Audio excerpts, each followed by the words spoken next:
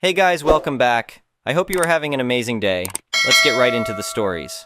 The first one is a pro-revenge story. Around 2015, my wife Sarah and I moved into a cozy 1,100 square feet condo with 3 bedrooms and 2 bathrooms. We snagged this place as second owners, paying $165,000, just a few grand above the original price. Our unit was on the 3rd floor, with every room decked out in wall-to-wall carpeting, except for a small 4x4 linoleum square inside the front door. This detail will become important later.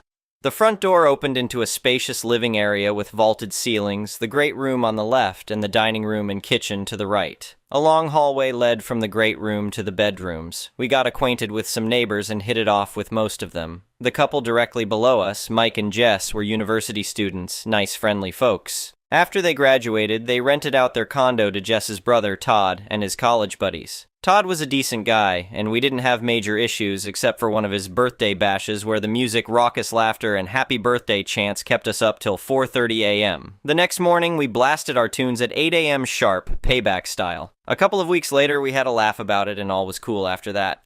Between 2017 and 2019, we renovated the kitchen and dining room, swapping out the carpets for ceramic tiles, including the area by the front door, to avoid constant carpet cleaning from spills and our toddler's high-chair food flinging. In 2020, our chill neighbors sold their place to a newly married couple in their late 20s/early 30s. Let's call them Brenda and Derek. Now, anyone who's lived between the 1st and 3rd floors knows the middle unit is the worst for noise. Kids playing, music. You're bound to hear some racket from above or below. I don't know what they were expecting when they moved in. I was blissfully unaware of the new owners until about a month later when I brought home a powered subwoofer for my home theater system, around 6 p.m. I proudly hooked it up and fired up an action flick with some epic explosions to test the immersive sound. After a few gunfire blasts and 2 big booms, the doorbell rang. Ding dong! I opened the door and there stood Brenda. Me. Hi there, how can I help you? Brenda, agitated. My husband and I are trying to have a quiet dinner. Could you please turn down whatever show you're watching? We can hear everything. Me. Oh, sure, my bad. She turned and walked away. I closed the door, turned down the subwoofer and main volume a notch, and thought nothing of it. Shortly after the next round of gunfire and explosions, the doorbell rang again, followed by rapid knocking.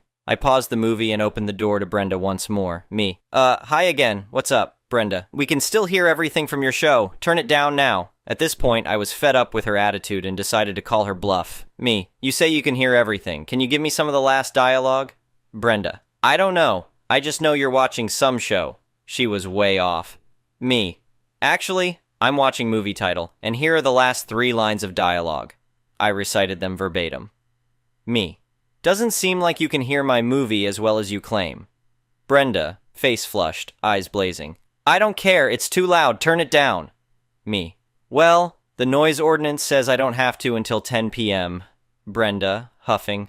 Fine. I guess my husband and I will have to go out for dinner to get some peace and quiet. Me, cheerfully waving. Have a nice night.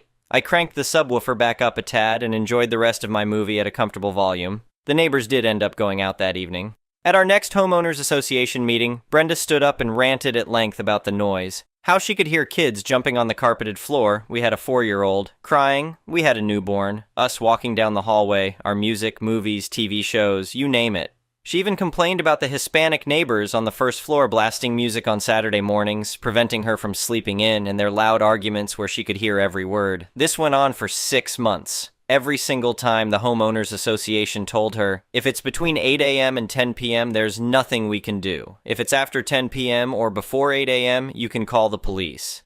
They'd then send out a letter reminding everyone about being considerate and listing the noise ordinance. I stopped attending the homeowners association meetings after the 3rd month of Brenda's broken record routine. Twice, she even taped the notices to my door. I also learned they were members of our church and were supposed to visit us monthly. They never did. Cue the payback. Around the 6-month mark of Brenda's constant complaints and harassment, including a couple of visits from apologetic cops after 11 p.m., they heard nothing outside our door, we decided to renovate our floors. We knew this would infuriate our entitled neighbor, but we didn't care. We were done with her nonsense. We planned to extend the entry tiles all the way down the hallway to the master bedroom door and retile the bathrooms. For the great room, we chose a light coffee-colored bamboo hardwood, so ... demolition first. As I was prying off the last baseboard trim and pulling nails from the subfloor around noon on a Saturday, wouldn't you know it, bang, bang, bang on the front door. Me, yes? Brenda? Can you keep it down? I'm having a pampered chef party.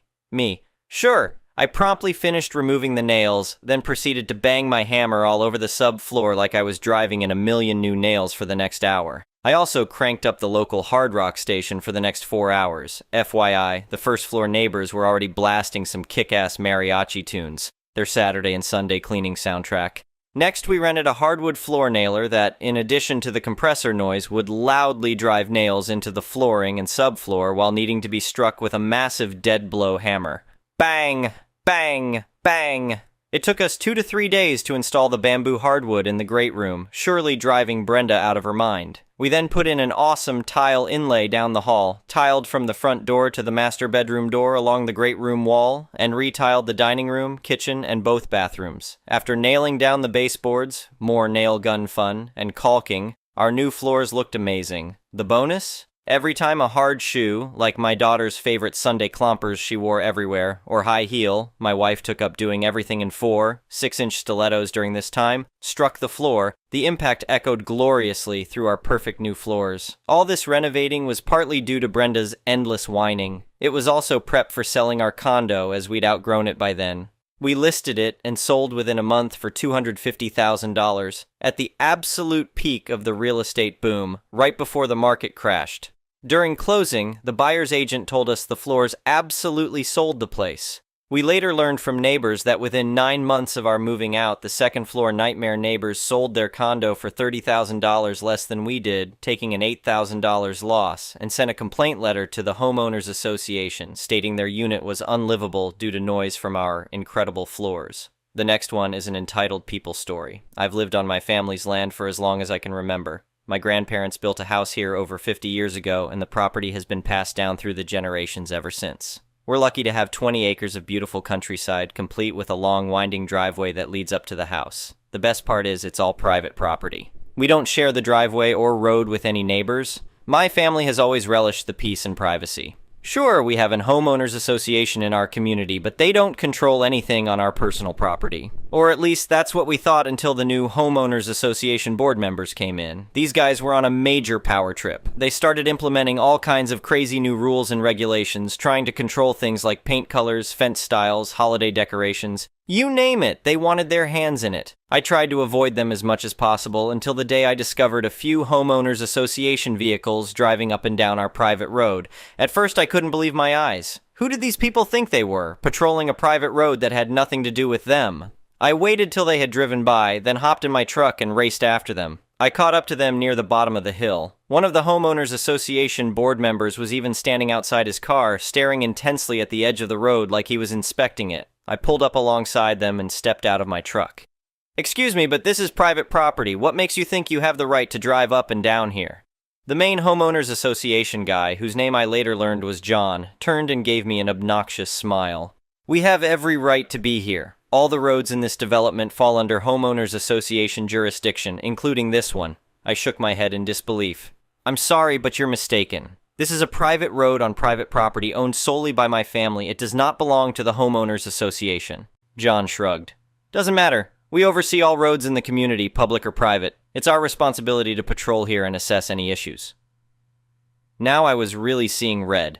The audacity of this guy to stand here and boldly claim my family's private property fell under his jurisdiction. I got right up in his face and told him, "Listen up! This is not community property. This is my family's private land that we pay taxes on. You have zero rights here. I'm only going to ask you nicely one time. Take your vehicles and get the hell off our road." John's smug expression wavered slightly, but he stood his ground. "Sir, there's no need for threats or foul language. I'm simply trying to do my duty and inspect this road that falls under homeowners association oversight. If you have records proving this is private, we'll need to review them." That was the last straw. I wanted to sock this arrogant jerk right in the face. But I restrained myself and simply took out my phone. The only thing I'm going to show you is me calling the sheriff to report trespassers on my property. Now leave before this gets uglier. I dialed cop and made sure John could hear me requesting police assistance to remove trespassers who refused to vacate private property. That must have finally shaken him up. He ordered the other homeowners association board members back into their vehicles, shouting that they would continue the inspection another day.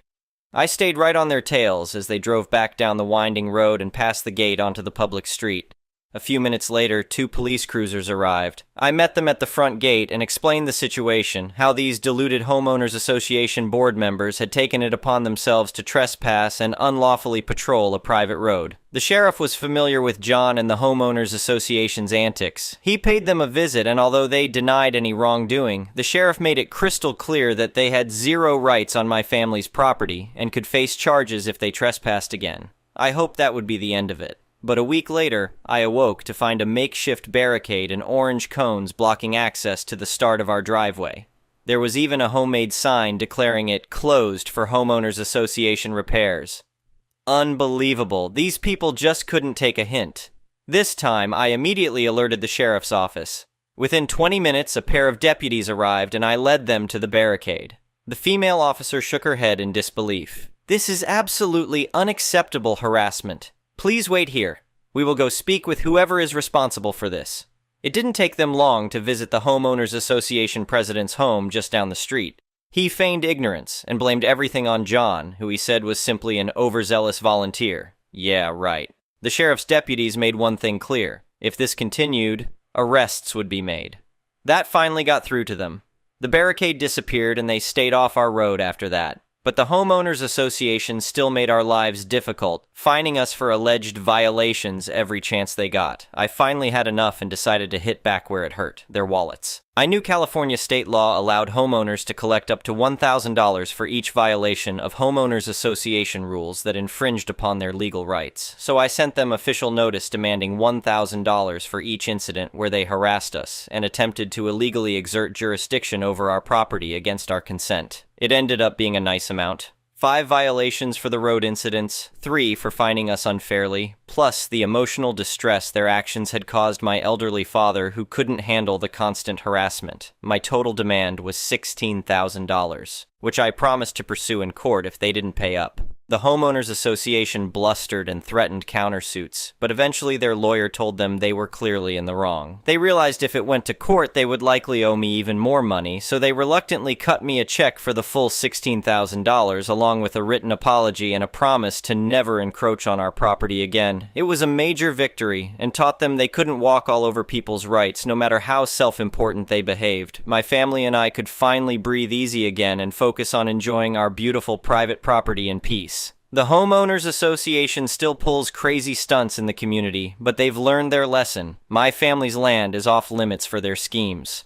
The next one is a petty revenge story. About a year out from divorce, ex-wife has been acting petty and childish to say the least. Tries to make me look bad any attempt she gets. My young son played t-ball last year and I volunteered to be the coach. Really enjoyed it, but my work responsibilities schedule changed before this season and I simply could not commit to do it again. I became good friends with the guy running the league and let him know before the signups even started as a heads up. Was disappointed, but not much to do. What I was able to do was volunteer to get to the field super early Saturday before the game started to set them up. Chalk line the batter's boxes, foul lines, put out bases, etc. 3 fields total, which he was extremely grateful for. A few weeks before the season was supposed to start, they were unfortunately short a couple coaches and were sending out some desperation emails to all of the parents. My ex knew my situation and apparently thought going onto the website and basically fraudulently volunteering me to coach would be a great way to inconvenience me, make me look bad by having to back out, etc. So she did just that. Buddy running the league called me, very confused. In order to register, you have to make a username password. Username is just your email, so after a few minutes of looking through the registration, we worked what happened as her email was in the account name. Ultimately, he decided to put his kid on my son's team and be the coach on top of everything else he was doing. He was pissed at my ex himself, though, because this stunt could have set them back finding a legit coach if they needed to, possibly delaying the league. Here's where I come up with the petty revenge. He sends out the official email out to all of the parents of the league with the rosters and coaches for all 10 teams. Except for our kids' team, instead of listing himself, I tell him to list my ex. puts her name, contact info, etc., and says to expect further info from each coach individually. She emails him back once she notices to point out the mistake, saying it should have been me instead, but he ignores it. He sends her all of the clearances coaches need to pass, asks for times she can come pick up equipment, the whole 9 yards. After a couple of days, parents of the team apparently start emailing her asking for info on when the season starts and when practice will be and all that. Eventually, he does reply back, playing dumb, telling her she is the one who volunteered, as it was her username that registered, and knew it wasn't supposed to be me as he had spoken to me months earlier and knew I wasn't able to do it this year. Put her in an awkward spot, because she either had to admit what she did, or feign some BS ignorance and claim a miscommunication, which everyone knew was nonsense as we were divorced. After she flat out says she can't coach and she isn't sure what to tell him, he sends out another email to the entire league, which says due to the coach of our kids' team name backing out at the very last minute, I have no choice but to take on coaching the team myself, on top of the rest of the responsibilities. Moving forward, we ask that coaches do not volunteer unless they plan on fulfilling that commitment. He didn't mention her by name, but everyone saw the rosters and knew he was talking about her. She texted me a few weeks later once the season started about how my buddy is an a-hole for doing that to her due to a glitch in the registration software, as multiple people have approached and asked her not so nicely what happened, and she knows she is getting looks from people during the games. What a satisfying text it was to receive. The next one is a malicious compliance story. Quite a while ago, both my mom and my grandmother worked for one of the local casinos. At the time, the casino had a 90-day trial and then you would get insurance. During the course of them working there during the 90-day trial, the casino switched their policy to 18-month trial before getting insurance. So they then proceeded to find reasons to fire all of their employees who are coming up on the 90-day so that they would not be grandfathered in. My mom knew this was coming because she saw a person after a person who had gone hired a little bit before her get fired for ridiculous reasons. So when she got called in the office the day after she had to go to the hospital for a severe allergic reaction, she knew what was coming. They marked it as a no-call, no-show because she started having a severe allergic reaction on shift and her EpiPen didn't work. She walks into the office. She's informed that due to her no-call, no-show, she is being let go effective immediately. She asked for her final check. They informed her that she would receive the check after she turned in her uniform. My mother proceeded to strip down to her underwear and bra, drop the uniform on the supervisor's desk, and demand her last check. She stood there, in her underwear, for 40 minutes while they tried to convince her to turn the uniform in at a later day. Nope, you said I'd get my check when I turned in my uniform. There is my uniform. I want my check. Eventually, they wrote out a check. She then walked out, taking the long route through the casino, saying her goodbye to all the staff and regulars on her way out. So, a couple days later, when my grandma had her shift, she knew what to expect, because she was coming up on that same time frame. And my grandma proceeded to do the exact same thing. My grandma walked through the crowded casino in her underwear. The next one is an entitled people story. My dad runs a local tourist group in my town, and on the weekends I usually help out if I'm not doing anything. My job is mainly to interact with customers and answer questions and explain the local rules and just generally make sure they don't do anything stupid that will upset the locals. I quite like talking to the people while we traveling to a destination. So anyway, last weekend I went with my dad to help. We stopped at the hostel to pick up our group, and I was helping the people on the bus, and this lady and her family stepped forward, and I greeted them, and the lady said, "We are from the States." The way she announced it, it was like she expected me to clap or get excited, but I just said that's cool and asked her to please get on. She seemed offended but didn't say anything, and when everyone was seated, we left. This lady proceeded to brag loudly about America and why it's better than my country, and keep looking at me whenever she made a comment. She was making everyone uncomfortable. I just decided to ignore her and speak to the others. One of her kids apologized for her obnoxious behavior when she was distracted at a site we were at. It's terrible when a kid has to apologize for a grown adult horrible behavior. The rest of the day went good with her occasionally saying something about America, but she went quite towards the end. I guess she realized I really didn't care. Or maybe it's because the others in the group, including her own family and fellow Americans, were avoiding her and looked embarrassed to be with her. But yeah, that's my entitled story. Side note, not hating on American tourists, most are quite respectful. Loud, but respectful. The next one is an entitled parent's story. First, let me say I am honored that I have this much power in my coworker's life. I had no idea, and apparently I am using this power for evil instead of good. Story time. Coworker is extremely behind on bills because her college-age daughter uses her credit card and she racked up thousands in food-related charges in under one semester, over $5,000. Coworker still gave her the card the next semester because she couldn't have the daughter walk to the dining hall and have food she didn't like, but was the food she already paid for, and didn't want to cook in the kitchen even though she paid for a weekly grocery delivery from the grocery store. But I'm not a parent, so maybe I don't understand. Anyways, coworker is looking to save money. I grab coffee daily from the lunchroom. Basically, it's hot water that I add my own stuff to, coffee and creamer. Well, herein lies the problem. Coworker keeps forgetting to buy the coffee she needs. I'm not sharing my expensive coffee with her. I draw the line. By forget, I mean she runs to the grocery store almost daily because needs cereal the day they run out of the one they like instead of eating the other one in the house. Again, not a mother, so maybe this is normal. But if I tried that with my mother, I would not have eaten cereal. So instead of Amazoning like a normal human being, she needs to grab Dunkin' every morning.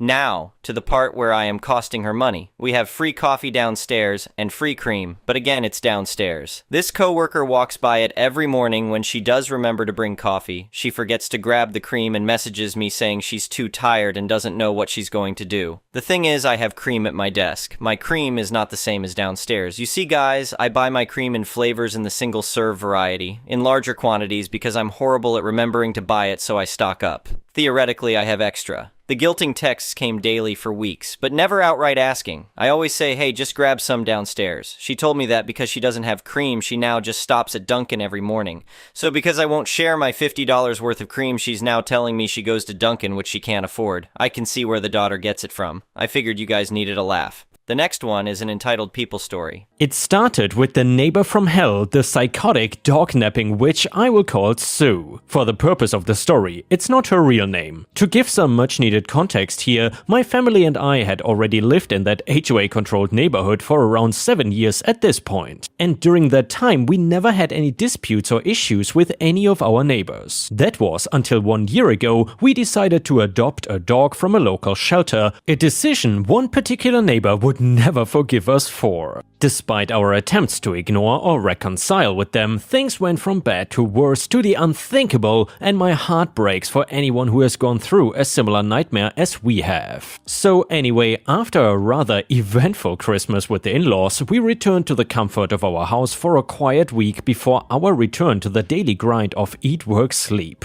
However, my partner had one last surprise for me when a very fluffy puppy greeted me at the front door. She explained that she knew I had wanted a dog since I was little, but my parents never let me, so she was happy to oblige despite her allergies. The first few months with Paws was the hardest, as any new parent may tell you, between the training and the adjustment to new surroundings. Luckily though, we all seemed to be getting along.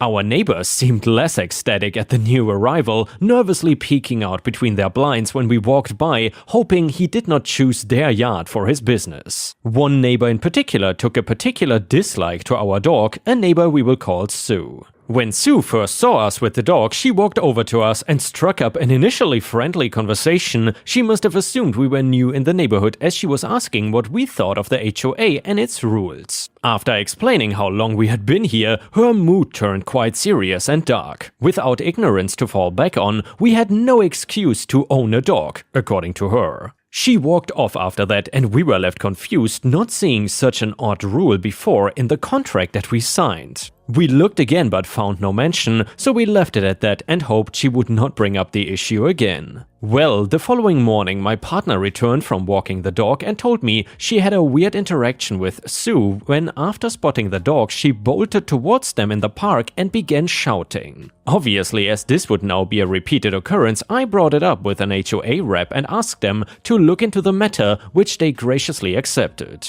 A few days later, I get a phone call to say that the neighbor won't be making any more trouble and it was all a misunderstanding. Later that same day, a knock at the door followed by shouts from a very disgruntled Sue, very pissed off that we had called on her. Not wishing to escalate the situation, we ignored the door until she gave up and stormed off, not after her usual demands though of removing the dog and no dogs in this HOA. The next morning we both had to go out and run errands, something we had to leave our dog at home for, but we felt safe and assured that we would be back soon anyway. No big deal, right? Well, 2 hours later we are driving down our street and notice a squad car parked on the sidewalk by our house. Pulling into the driveway, we noticed the gate to our backyard busted off its hinges and a few curious neighbors had gathered nearby. The officer got out of his car to say that he had been called out to investigate criminal damage tipped off by a neighbor, but when he got there he noticed something more. Following him around the back, we found shards of glass scattered over the patio from a broken door pane that was left ajar. He immediately darted inside, remembering what we had left inside.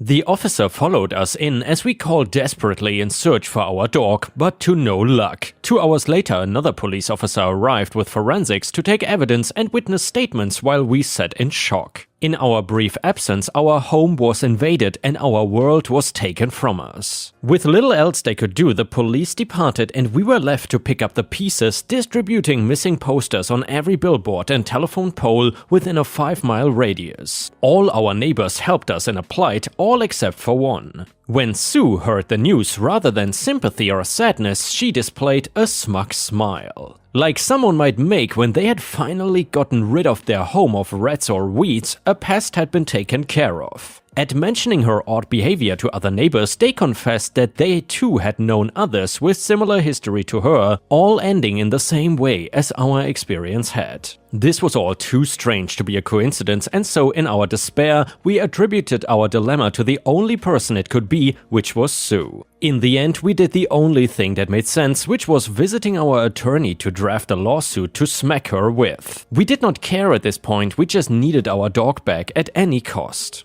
While I would have loved nothing more than to kick in her door myself and take matters into my own hands, I knew that doing so would only give her grounds to put me in jail instead. So through gritted teeth, I patiently endured. 2 painfully long days later, Sue was handed the notice from our attorney directly, with the short but clear message of return the pets or go to jail. A message we saw her promptly ignore and shred into pieces, but luckily for us, that helped us as well. With an anonymous tip sent to the police, they pulled her van over to find a bunch of suspicious animal cages in the back and a very shaky alibi for our break-in. They then investigated further at her house with a warrant and were quickly able to piece it all together, arresting her on the spot and hauling her off to the nearest station. After her arrest, her attorney approached us for a plea deal, but we had no interest in second chances, ignoring her request like she did ours. Following a very short trial, she ended up in jail on the charges of harassment, animal abuse, and break-in. And by the way, guys, I had to censor some other stuff there because that would identify the personal private information of OP, which I don't really want. Anyway, the judge generously said they would reduce her sentence if she recovered all the pets she had stolen and sold online, which she did not manage, sadly. I did, however, get back my dog, so while it was not a happy ending for everyone, Sue was punished and we were able to move on. And yeah, dear subscribers, I gotta say, it makes sense that HOAs, or at least some of them, are against dogs, because dogs are usually very good at spotting bad people. From my experience, a dog can kind of sense when he is confronted with a bad person, so maybe that's why these HOA maniacs don't like dogs. Anyway, the next one is titled, They Stole My Parking Space. I work in a place with a deeded garage parking, had one sweet old lady, I will call her Granny, who owned a Mini Cooper. Another couple who rented a unit did not have a parking spot and took to planting their economy car in her spot. When Granny complained, the renters would just say they were entitled because there were so many empty parking places so Granny could park somewhere else. And by the way, what the heck do they not get about deeded parking? This continued until the day the sweet old lady decided to be not so sweet. She pulled her car in front of the 2 renters' cars and parked bumper to bumper. Put a note on their car saying, "Parking in this space is $150 a day. Please leave a check with the concierge." So the 2 grifters renters showed up at my desk complaining about their car being blocked off and actually expected me to tow the Granny's car off. I had to re-explain that deeded parking meant that I could not tow a car from Granny's spot anymore, then I could rearrange furniture in her apartment. It is her land, she owns it, and you abandoned your car on her property. Talk to Granny. So after 20 minutes or so of the grifters renters complaining, I called Granny even though it was early in the morning. She came down to the desk in her house coat and slippers with her dog in tow. They begged her to move her car. Granny told them it would be $150, leave the check with the concierge. They kept complaining. Then she told them it would be an extra $50 for waking her up in the morning because they claimed an emergency. Then they asked her how long before she left the garage, and Granny told them, "Dearies, I'm retired. I will leave my spot when I am ready, and the price just went up to $150 a day plus $50 for waking me, and that will be in cash. Leave the envelope with the concierge. I'm walking my dog and I will move my car when I have your rental fee in hand." So not only did the renters not park in her spot, but word got around and I didn't have to deal with that issue for another 2 years. And then the next one is titled, "Never Photograph My Kids." I almost forgot about this, and it's a thing of marvelous beauty. So a few years ago I was living in an apartment complex near Charleston, SC. My downstairs neighbor was a nurse and had her 2 kids living with her as well as her girlfriend. She was going through a nasty divorce with her ex-husband. The ex-husband did not like her having a girlfriend around his and her kids, so he hired a private investigator to take pictures of the couple together. The ex-husband was apparently gonna argue family values or something in family court. Well, my neighbor was telling me about this and how it made her uncomfortable. That the guy just camps out in the parking lot waiting for her and her girlfriend to come and go. She had confronted him and he said he could be there if he wanted. Well, 2 things. The complex was considered private property and not a public area. The complex playground was right across the street from our unit building. Her kids played there pretty much every day after school, pro-revenge incoming. I jokingly pointed out how this guy was basically a stranger taking pictures of her kids at the playground, and then I had an idea. I called the police non-emergency number. I told the dispatcher that there was a strange man/car who did not live in the complex taking pictures of the kids in the playground. Within minutes, 3 cop cars pulled up to the private investigator's car, as well as the officer who lived in the complex. He, by the way, gets a discount on rent for being available for complex issues. The guy was told to get out of his car, patted down, and his camera was taken by the police. The guy was trespassed. Told to leave the complex and then never come back. I imagine he got his camera back later, but what sweet revenge that was. And by the way, if you have watched until here, please don't forget to subscribe to the Readers channel for daily awesome videos. And by the way, if you are from my channel, Ripe, then I have to say I won't read every single day here, but I will read every once in a while. It's actually a project made by my girlfriend, and she hires various voice actors to read these stories for you. Anyway, the next one is titled, "The Hotel Nightmare." Whenever a really expensive car pulled up, I would roll my eyes and steel myself because yeah, we were not a rat hole, but we were not a 5-star hotel either.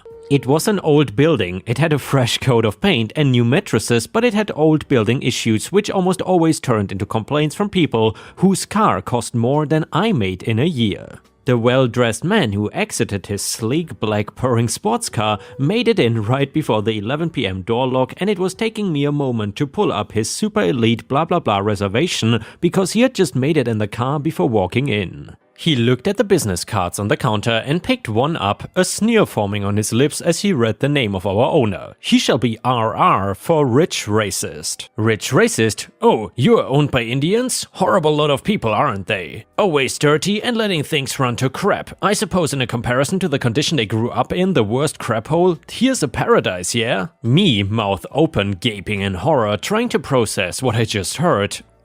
Excuse me? RR, I mean it's true, isn't it? Everything is always sticky and smells in these Indian-run hotels. I'll be surprised if I don't find bugs. I normally would not even stay here, but the next hotel is over an hour away. Me, sir. Long pause as my hands and voice were starting to shake. You won't be staying here. Please leave the property right now. Rich Racist, what? You cannot do that. I got a reservation and I'm an Elite Jerk member. Me, I've cancelled your reservation. Elite Jerk means you won't be charged a fee. We reserve the right to refuse service to anyone. Get off my hotel now, douchebag. RR, I want to speak to your manager. Call them right now. After 10 p.m. I am the manager. I could call my owner, the Indian, and tell him what you said. Would you like that instead? To tell him what you think of him and ask him to do you a favor? I could see this sinking into his face, but then it snapped back into entitled rage. Rich douchebag, I'm gonna call the hotel customer service. They will hear about this. Me, oh yes, they will. I'm gonna call them right now myself, right after you get off my property, or I'm going to call the police first. I pick up the cordless phone with rage tears brimming in my eyes. I hate that I cry when I'm angry. Get out! As if it was some kind of magic spell. And it worked. He left in a huff and squealing tires, and I called our rewards program to preempt his incoming complaint. Then I texted the owner with just, got some stuff to talk to you about when you wake up, nothing important. I was jittery and shaking from adrenaline for a while. This was one of my moments that I'm really proud of myself for doing the right thing. A counterbalance story for me beating myself up in my other post. And yes, I had my own little nitpicky issues with the boss, but they were not wide-sweeping generalizations about all his people. I'd worked at his different properties for years, I considered him a friend, his wife would give me a bindi and bless me once a year during their big religious holidays, and I would take off my shoes while she blessed the office and chanted with bells even though I'm Christian. They brought me back a gift from India. Aunt and uncle would bring me spices to try on my pizza. They were tiny and sweet, and I used Google Translate to thank them. No one gets to drag them like that to my face. Guess he thought I would just nod and go along with it, and well, guess what? Customer is not always right. I never got in any trouble for this. And yeah, Ripe Stars, that is exactly how you should deal with an awful, entitled, racist hotel guest, because indeed, if the customer is a douchebag, then the customer is certainly not always the king.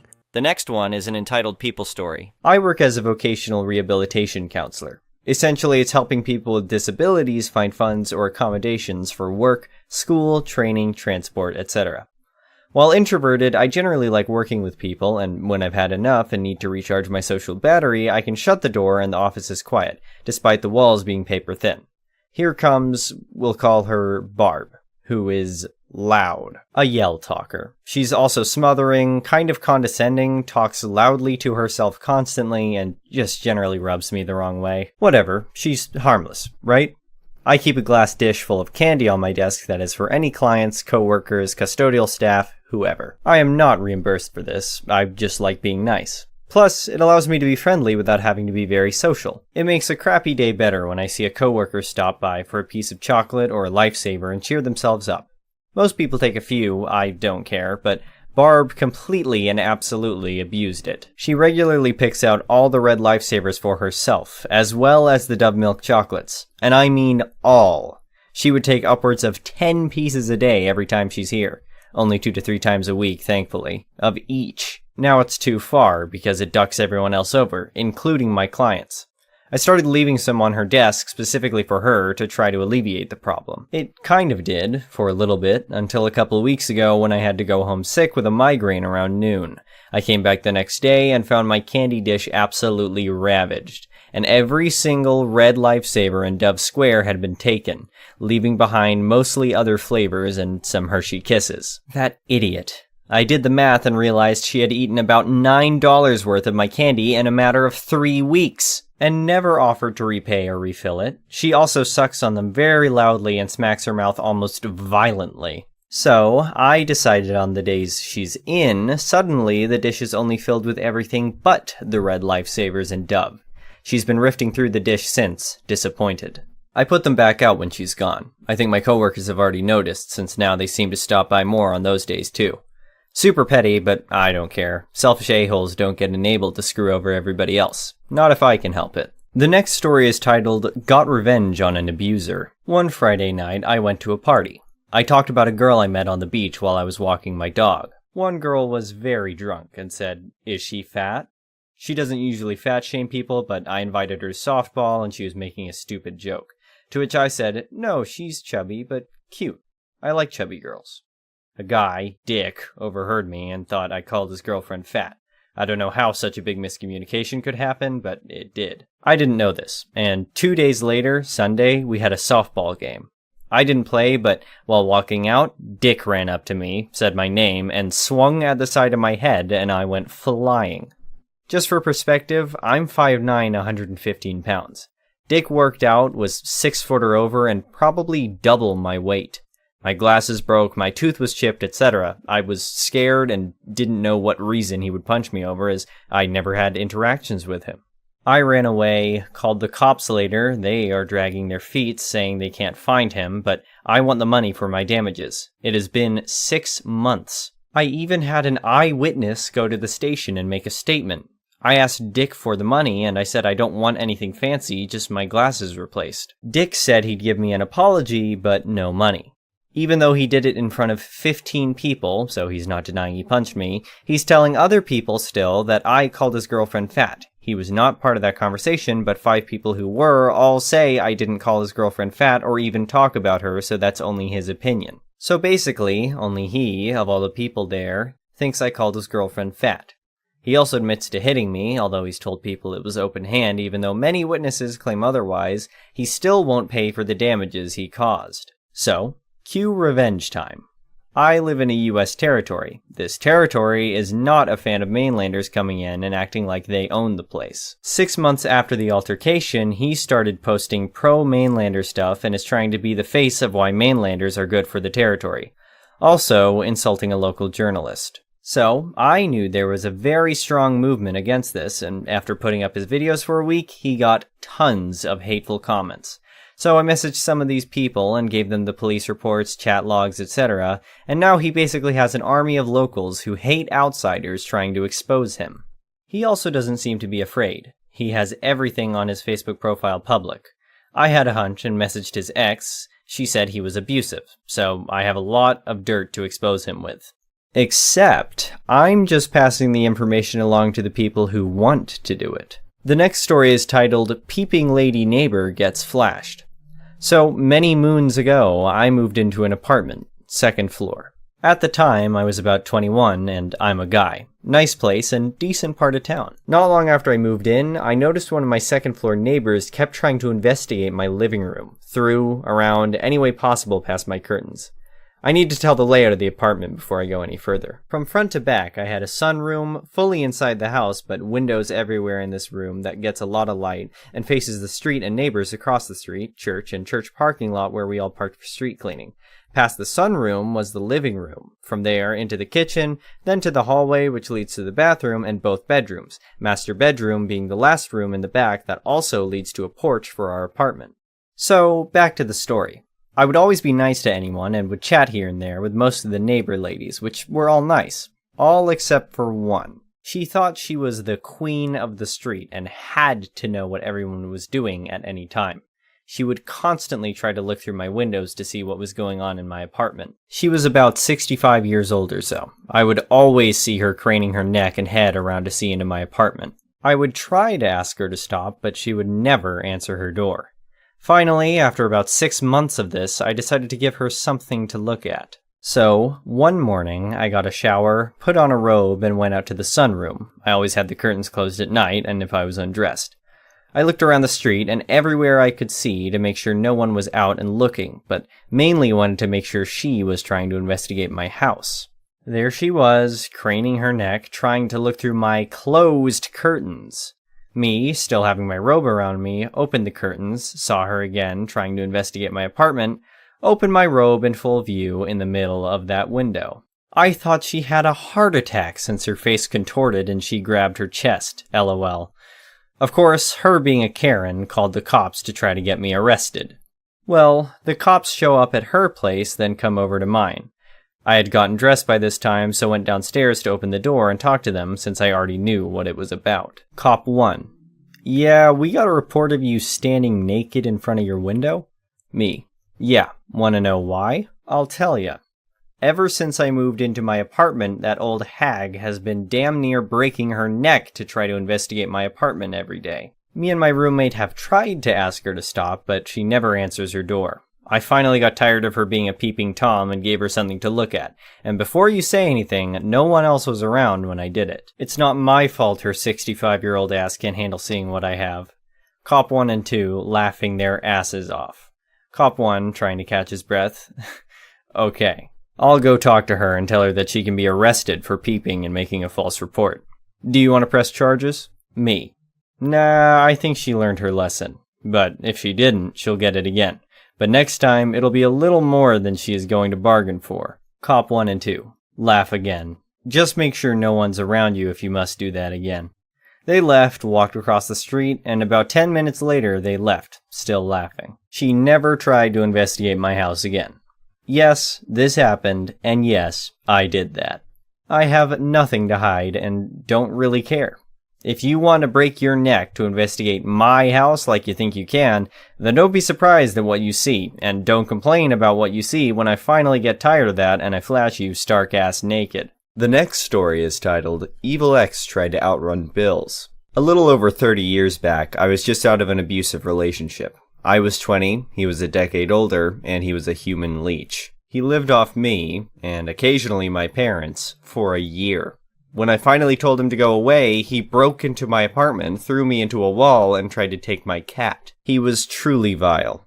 Shortly after I was shed of him, I took a job as a receptionist with a bill collector agency. This was when computers were first beginning to be used.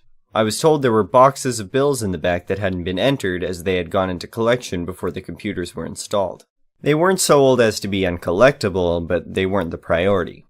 Knowing what a deadbeat he was, I used a lunch hour one day to look. Sure enough, he had more than $10,000 total in bills from a dozen different businesses.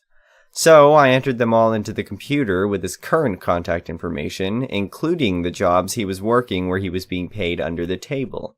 I assigned it to the agency's most aggressive collector. He even let me listen in on the first call he made to the guy. It was immensely satisfying. And even better was a few months later when the ex left town to go live with his sister. The next story is titled, 2 Short Stories of My Family's Revenge. My grandfather was a World War II veteran and a high school chemistry teacher. He had another teacher ask to borrow $500 back in the 70s. Later, when the payment was past due and the guy seemed like he was ghosting him, my grandfather showed up at the school with a cherry picker and pulled that dude's engine out. He came out to start his car, popped his hood, and was horrified to find his engine gone. My grandfather said, when you pay me back, you'll get your engine back. And he did. I had a great uncle that was a penny pincher and was the type of man to store his cash in the walls. He went to a Cadillac dealership to buy a car and walked around for nearly an hour without being waited on by a single salesman. He then walked across the street to a Buick dealership and a salesman ran up to him and greeted him. My uncle then said, I'll tell you what, I'm gonna buy 2 Buicks cash today, but you've gotta run across the street and let them know how they lost out on a sale. This kinda reminds me of the scene in Pretty Woman.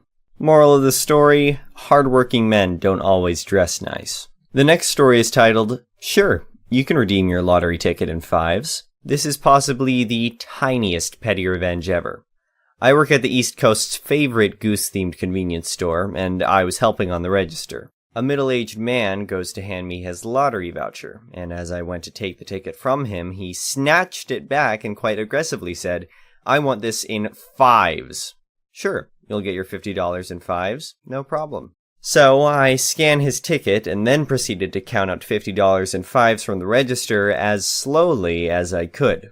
Usually when counting out a lottery cash out for somebody, I count it once again in front of the customer so we both know that I'm giving them the right amount. And that's exactly what I did. Slower than the first. Duck you and your 5s.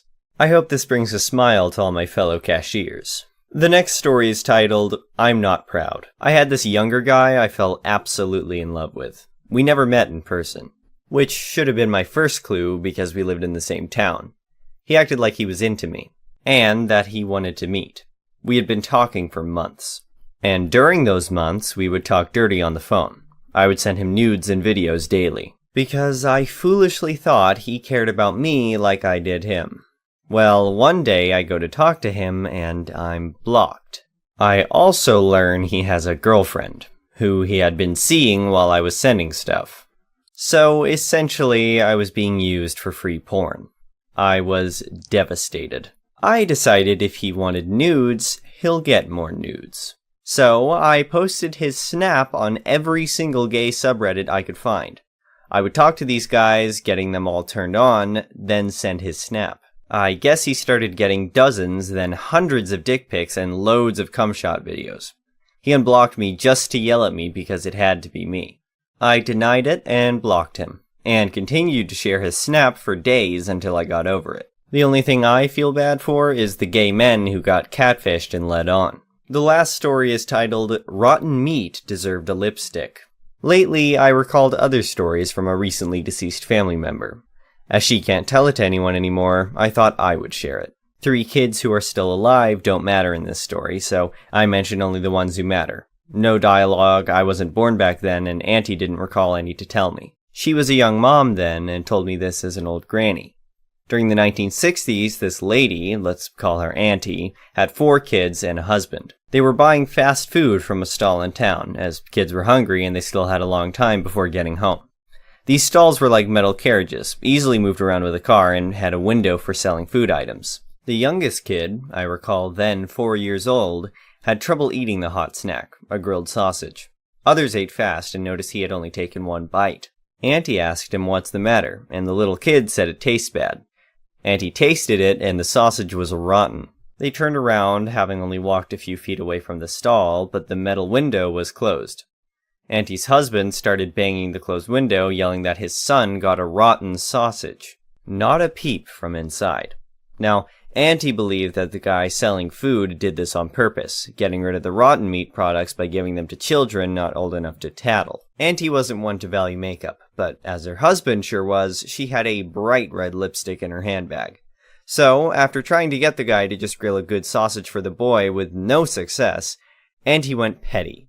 Took her lipstick and wrote with huge letters, "This place sells rotten meat," right to the metal covering before they left. They weren't well off, so the little boy didn't get anything to eat before they got home, but Auntie was glad he didn't get ill from the 1 bite he took.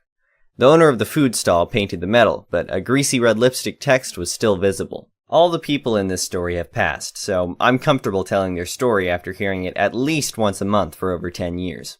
The next one is an entitled People Story. For getting my fiance's family gifts that were too personal for Christmas when I'm new to them.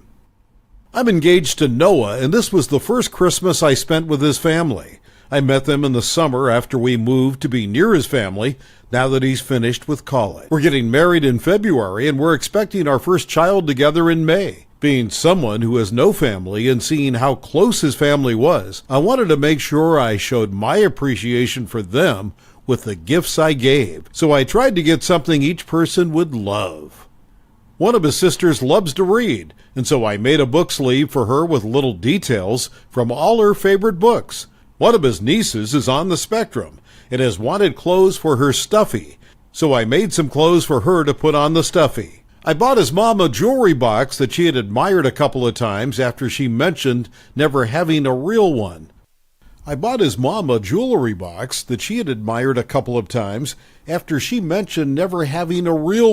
For his dad, I bought him a frame for his office big enough to hold photos of his whole family on, since he always complained he couldn't find one big enough or nice enough and had no more room for individual frames. I included photos Noah had provided me in it. I got his older sister her favorite makeup, which he mentioned she couldn't afford to buy lately. Then I got his brother a signed piece of memorabilia from his favorite sports team. For the rest of the nieces and nephews, I bought wish list items the parents weren't getting. Noah thought they would love everything. He told me I didn't need to go through the effort. I did. I spent weeks tracking everything down and searching for certain items. But he really thought they'd like them. But when Christmas Day happened, I could tell something was off. I spent the whole time worrying that I had bought them stuff they didn't like anymore or something. They said nothing, but then the next day they asked Noah what the hell I was thinking, and I was like some kind of stalker, buying them such personal stuff when I'm almost a stranger to them. The next day we saw them again, and I apologized for the gifts I gave them and told them I would be a lot more mindful in the future. I offered to make it up to them. One of his sisters called me a stalker to my face and told me it was no wonder my family didn't want me if I was so creepy to do stuff like that. Noah yelled at her. I apologized again and told them I didn't want to hurt anyone and I would learn from this. They told me I had overstepped. Noah said we were leaving and they owed me an apology. I feel so bad. Noah is supporting me and told me I did nothing wrong, but surely there wouldn't be so much offense if that were true. I need to ask, am I the a-hole?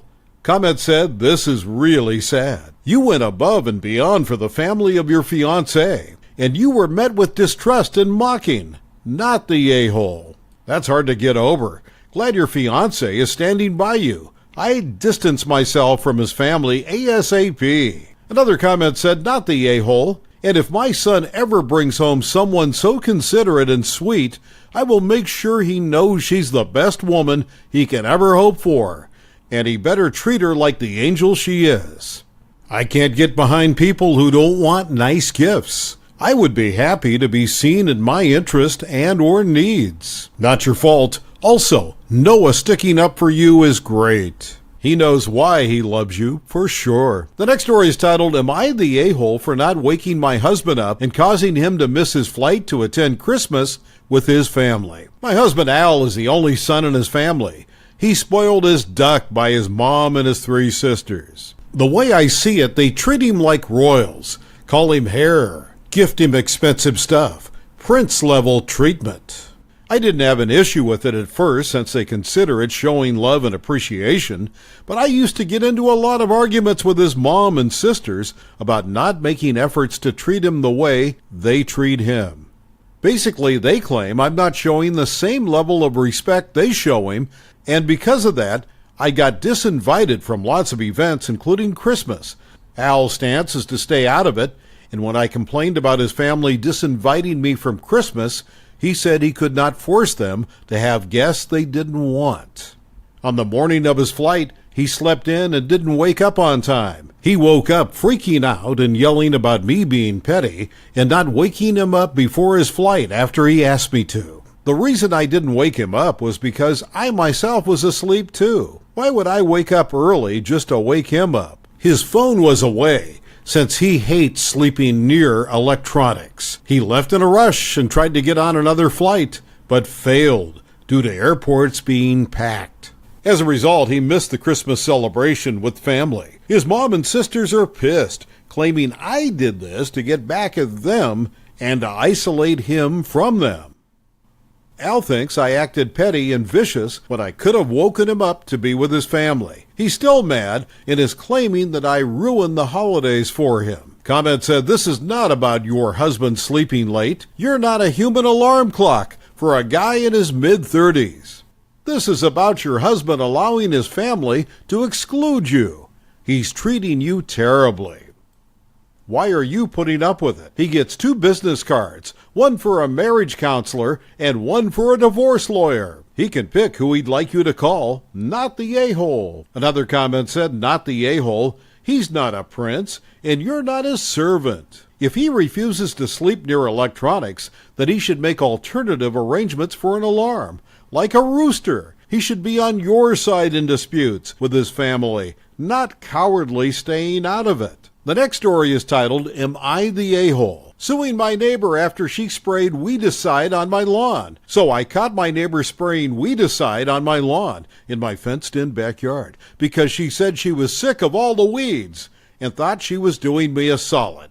I like dandelions. They are good for the bees, and I have pet rabbits, dogs, cats, and a tortoise I like to roam the yard, and all of them eat or at least nibble and lick the grass, so it's literally poisoning my pets. So anyway, I kick her the duck out and take all my pets inside.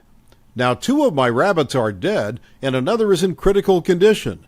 I'll never be able to let my pets outside again to eat the grass because weedicide takes forever to go away, because it can sit in the soil for who knows how long, and I'm worried that the dogs and cats might end up having a reaction too. Since they also nibble the grass, call me overprotective or overcautious, IDC, I love my animals. So I'm suing her for damage to my property because it's now unusable for my animals, veterinary bills, and emotional damage due to the deaths of 2 of my rabbits. I'm also trying to get the cops to pursue a case of animal abuse, or at minimum criminal damage, because she did basically poison my animals. But I doubt anything will come from it because I have to prove ill intent. But they are pursuing her for criminal trespass. She's a Karen. I think she deserves it for thinking she had the right to be on my property at all, and especially because it's killed my pets, and now I don't know what to do about my lawn, because I'm not risking another animal's life by letting them out, at least unsupervised, for at least a year. However, my parents and my girlfriend think I'm being unnecessarily cruel because it was an accident and she thought she was just being a good neighbor, and that I'm making it a bigger deal than it is. and should just ask her to pay the vet bills. Just for your information, she has asked me about the weeds before. I don't remember it verbatim, but basically the conversation was along the lines of her, "Hey, I see you've got a lot of dandelions. Weeds, have you noticed that too?" Me, "Yep. I enjoy the look of natural lawn." Her, "Something about my new car." Since she has a kid that always asks about coming over to play with the rabbits, I assumed she knew they ate them. If she was looking over my fence that often, she'd notice the dandelions were only ever flowering in a quarter of the lawn at the time, because my rabbits got cycled in a way that most of the lawn was mostly weed-free, while the part they couldn't get to that week would be sprouting. Update to the story. Thanks for the messages, guys. I'm taking the advice and getting a security camera and a padlock for the fence. Also, in fact, I'm getting a necropsy done. Also, I talked to her, told her that the rabbits died after the fact and there was staining on their pen. She said it's weedicide, not pesticide. They were probably just sick. My rabbits were actually outside when she did this, and there was a stain on their pen. I can't prove it, but I'm pretty sure they got a direct spray. Update 2. I got a call from my vet on Monday morning. The necropsy is back. My rabbits died from corrosion to several internal organs and had corrosive burns lining their mouth and nose. My third rabbit also came home today and only has minor injuries to his throat and a small injury resulting in superficial hair loss and mild irritation on his nose. He'll be on pain meds, and just in case I have critical care ready for those without rabbits, when rabbits are in pain and sometimes in mourning, they sometimes refuse to eat, so critical care is basically a mix powder that you can syringe feed to keep their digestive system functioning, because GI stasis can be life-threatening. Also, I've contacted a lawyer to move forward with a lawsuit, but they haven't responded, probably won't until later today, because I contacted them yesterday through email. The vet thinks the stuff the neighbor used wasn't a commercial herbicide because of those chemical burns, as well as because it killed my crabapple tree and the bit near my fence and pool or bear. Comment said, "Not the a-hole." My neighbor did this last year and got reported to the HOA because the yard she sprayed, under the cover of darkness, she knew it was wrong, belongs to a family with very young children. I'm sorry about your rabbits, and you need to know that it's not your fault, and you are a good owner. Another comment said, "Not the a-hole. She should have asked you first and talked to you about it." Losing pets is bad rough. Knowing someone directly caused their death is worse. She also trespassed on your property. By a long shot, not the a-hole. You need to add trespassing and gather all the proof you can. Not to mention vet bills are expensive as F. I hope you can sue her. The last story is titled, "Am I the a-hole for telling my sister-in-law that no one in our family is named Stephanie?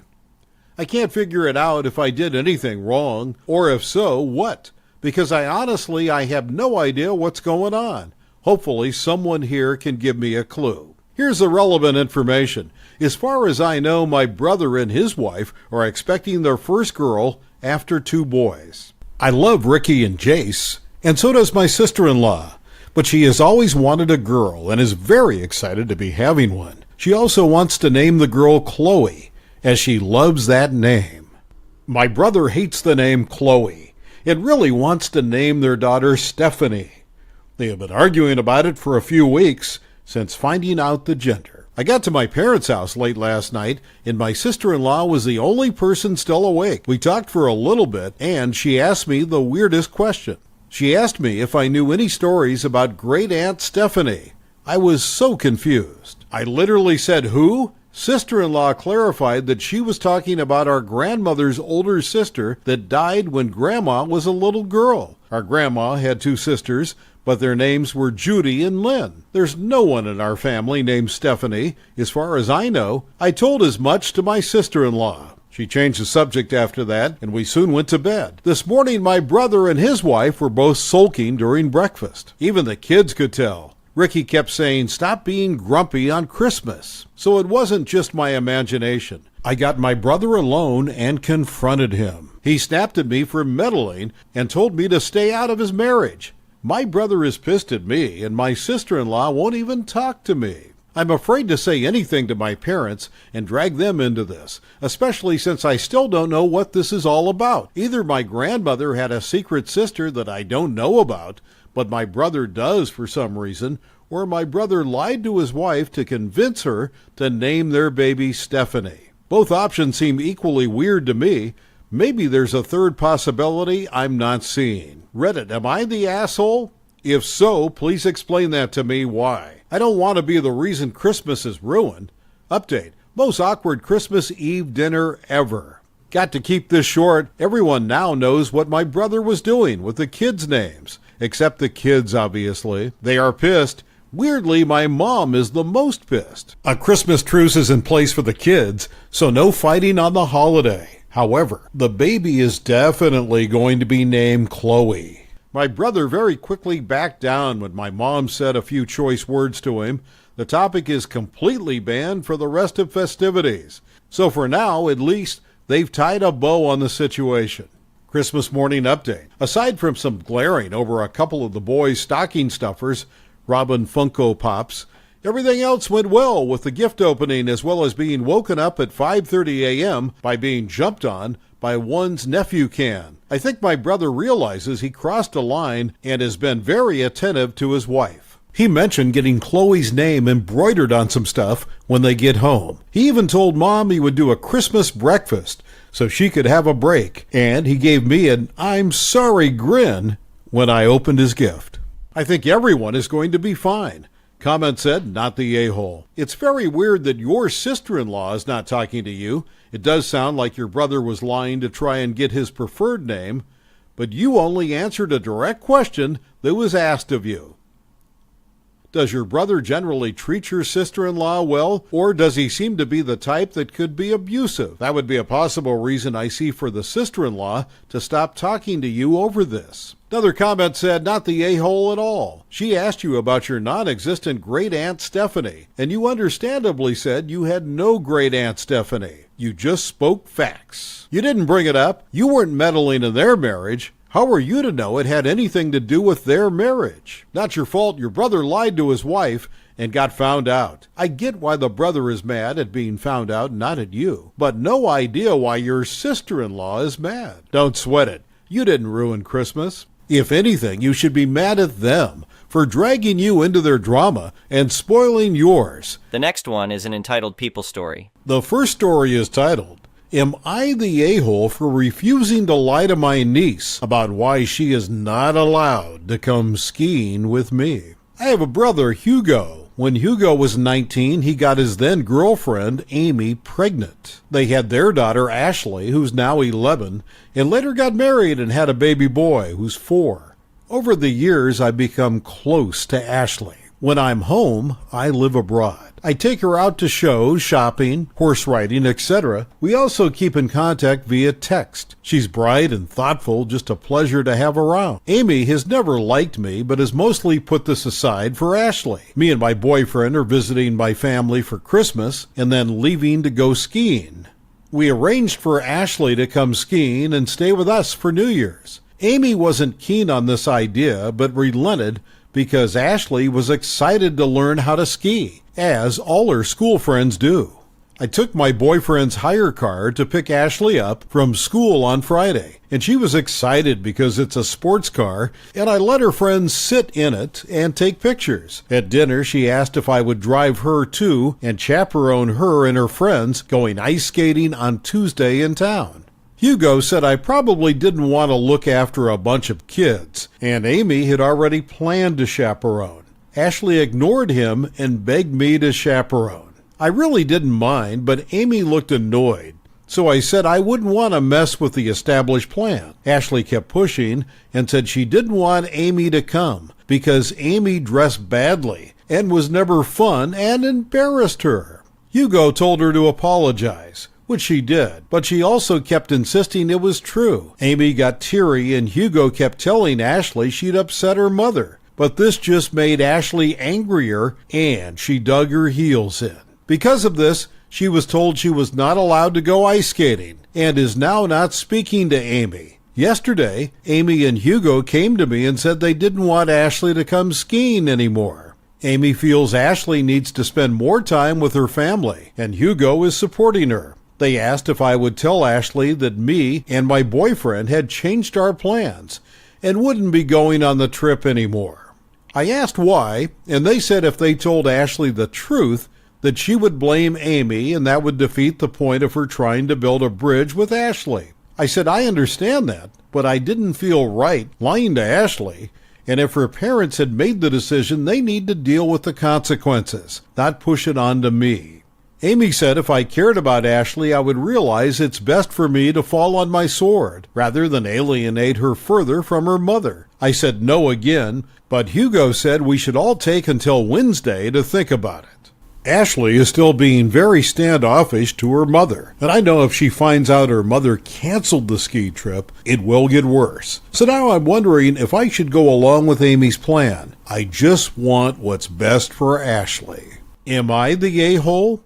Comment said, not the a-hole. Amy and Hugo need to confront Ashley about how she treats her mother, and they should not ask you to lie. Ashley not going on the ski trip should be presented for what it actually is, a punishment, not a means of bridge building. The next one Another is an comment entitled said, people not story. the a-hole. The next one and is an not only entitled will people Ashley story. prefer knowing the truth, but she will also feel as though she can trust you because you are refusing to lie to her. Also, Amy trying to guilt you into lying by pulling the "if you actually care about Ashley" rhetoric is such an a-hole move. The next story is titled, Am I the a-hole for refusing to give my sister any of my grandpa's inheritance? I was recently bestowed an inheritance of close to $50,000 by my late grandfather. The reason I received the inheritance according to the will is because I was the only person in his life who would make a point of visiting him at his old age home.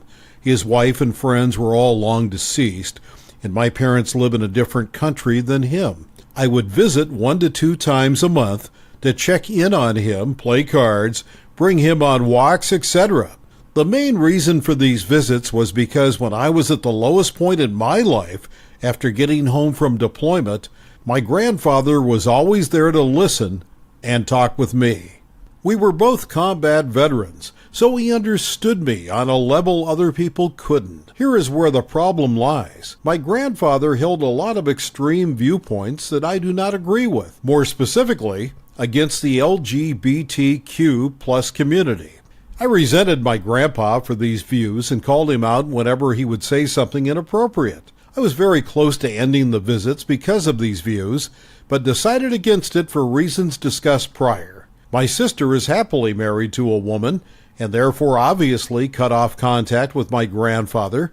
My sister and I have a very good relationship in general, but would frequently fight over my continued relationship with my grandpa. When he passed away and left me the money, I did not think there would be any argument over it, as my sister wanted nothing to do with him, understandably so. However, when she found out about it, she demanded that she should receive half of the money. I was shocked and basically told her no way, as she was not the one who had been visiting and providing care for him for the last 5 years. My sister was visibly angry, and we have not been on speaking terms since. This has left me wondering whether I am the a-hole, as my sister was a victim of my grandfather's bigotry. However, I don't think half the money is a reasonable request. I will accept whatever judgment I receive. Am I the a-hole? Comment said, not the a-hole. I understand why your sister broke ties with your grandfather, but she's being very hypocritical, wanting his money and entitled in demanding that you share your inheritance with her. As they say, where there's a will, there's a relative. Another comment said, on the other hand, it was your grandfather's decision, and you can honor it. On the other side, if you uphold his cutting off your sister, you are upholding the same bigotry he supported that drove her away. Self-respect says, that's inappropriate, as you say. Honestly, I would share at least a 5th quarter with her. It's not completely a-hole territory, but you will probably lose a relationship with your sister if you share nothing. Is that a consequence you're okay with? The next story is titled, Am I the a-hole for going off on my ex's girlfriend, for taking my daughter out of state to visit her family, and saying I no longer want her around my daughter? I'm a 28-year-old female, have a 7-year-old daughter with my ex-husband Liam, who's 44. Liam has been dating a woman, Ellen, 33 years old, for 6 months. She has already moved in with him and has been trying to take on the role as the second mom. Not stepmom, second mom. She insists my daughter calls her mom when they are together, which my daughter is uncomfortable with.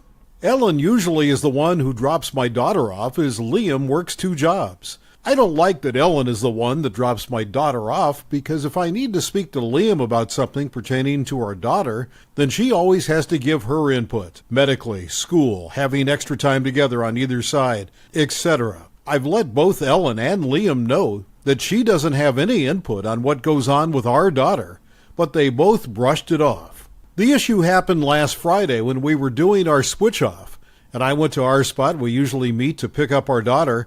I waited for about 4 hours, then called Liam asking where Ellen was and if she got lost. The conversation went like this: me, Liam, "Where's Ellen? I've been waiting for hours, and she's still not here.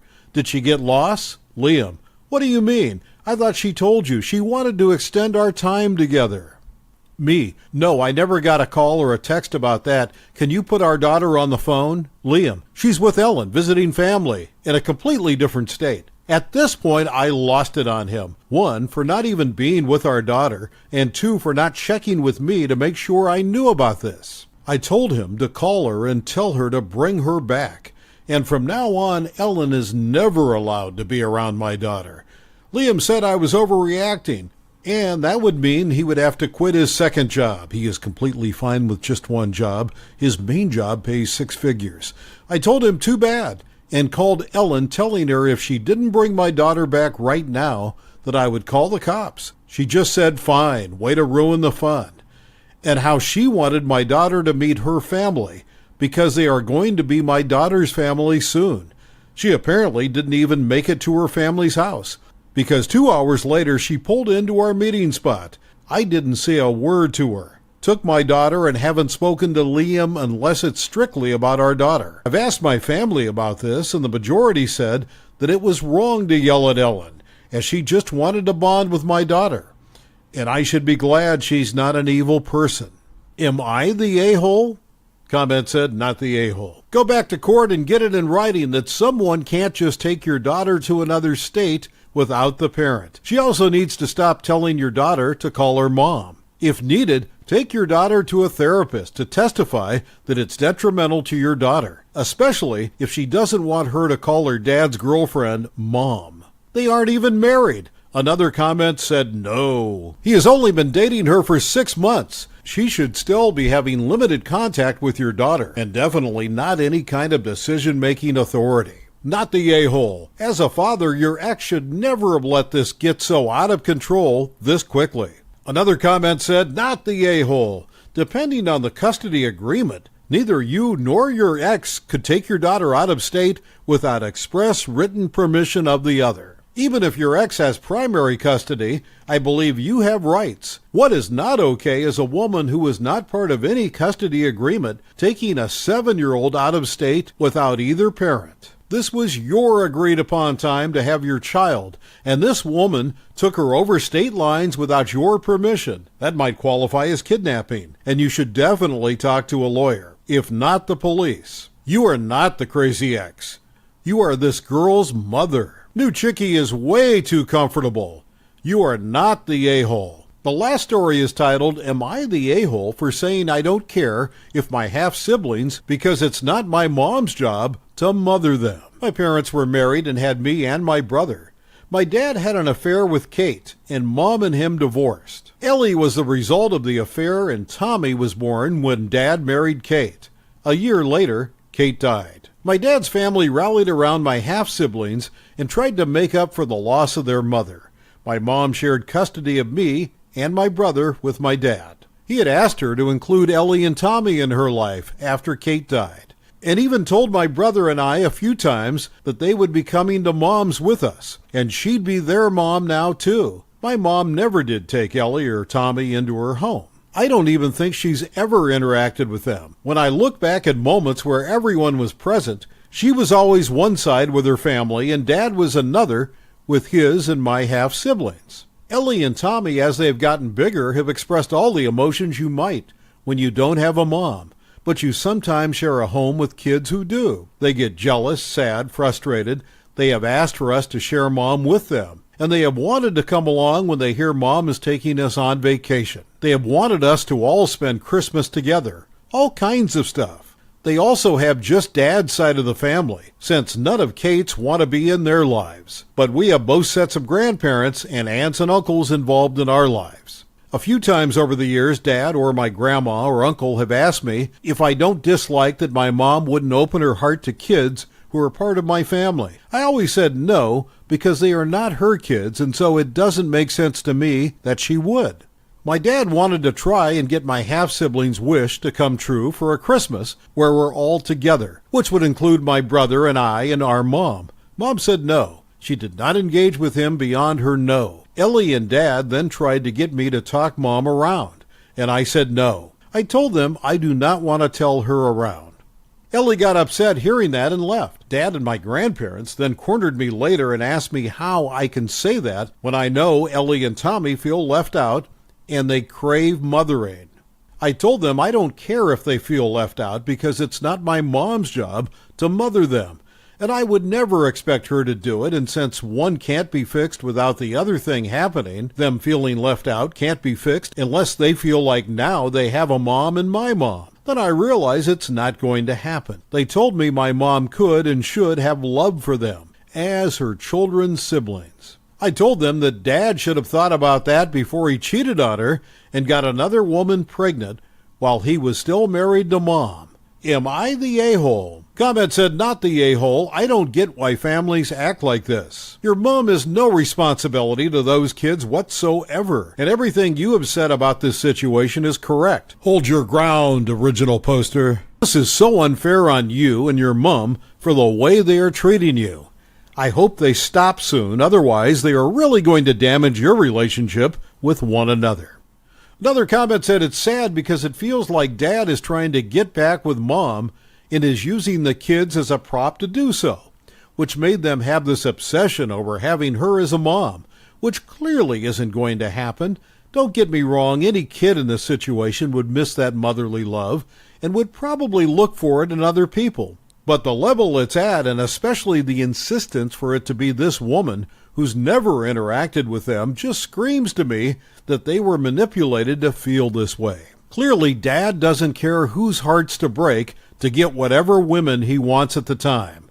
Not the a-hole. Another comment said, not the a-hole. Your mother has no responsibility around your siblings, and the tale your dad and his family invented of her becoming their mother figure is never happening. It's unfortunate that their mother died, but it doesn't change the fact. If your dad wants to give them a mother that much, he should be looking for a partner already. That's the only way it could happen.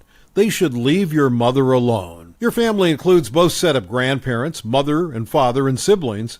Their family included one set of grandparents, father and siblings, including you. Your siblings sure have it rough since their mother is gone and her family isn't involved. But had your dad insisted on the family that they actually have instead of forcing your mother in a role she's not interested in, they probably would have accepted the situation better.